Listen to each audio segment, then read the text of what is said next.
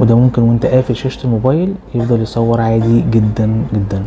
تعالوا نفهم ده اكتر من خلال التجربة العملية. عمرنا أقوى من الأيام، والضلمة برضو هرسم فيها أحلام. اهلا بيك في سلسلة شرح تقنيات موبايل. هنشرح في السلسلة دي عدة برامج للإفادة فقط وليس للاستعمال السيء.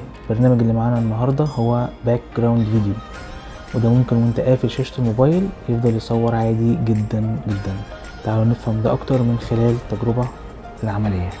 ندخل على بلاي ستور، نكتب طبعا باك جراوند فيديو ريكوردر، طبعا هنحمله. نفتح البرنامج كده، ندوس بس على العلامة اللي هي بتاعت اللي في النص ده قدامنا على طول، ضغطة واحدة هيبدأ يسجل عادي جدا جدا جدا.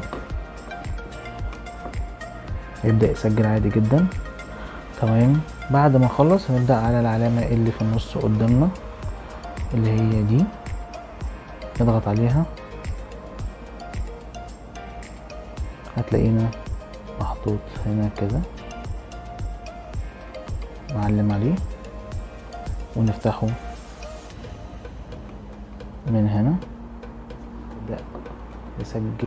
يبدأ يسجل عادي جدا. الفيديو موجود. تمام.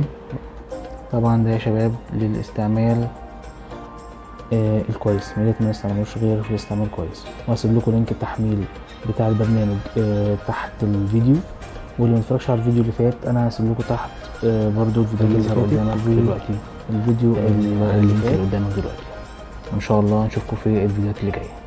مش محتاج ان انا افكرك ان انت لو اكيد عجبك المحتوى هتضغط لايك وتشترك في القناة عشان يوصلك كل جديد.